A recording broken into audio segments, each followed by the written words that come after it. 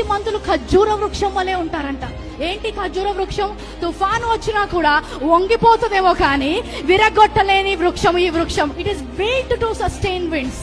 మరి ఆ గాలులను తట్టుకోగలిగిన శక్తి దానిలో ఉన్నది. వరదలు వచ్చినా, వానలు వచ్చినా, తుఫాన్లు వచ్చినా అన్ని కొట్టుకుపోయినా మీరు చూడండి, ఖర్జూర వృక్షం వంగిపోతుందేమో గానీ అక్కడి నుంచి కదలదు.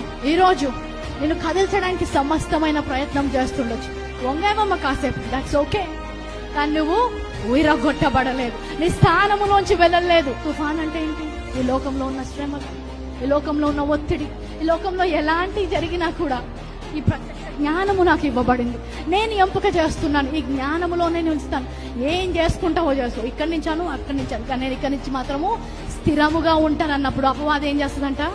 పారిపోతుంది. నన్ను కదల్చలేదు, నన్ను విరగొట్టలేదు, ఎందుకంటే నేను స్థిరమైన విశ్వాసములో నాటబడి ఉన్నాను. హల్లెలూయా.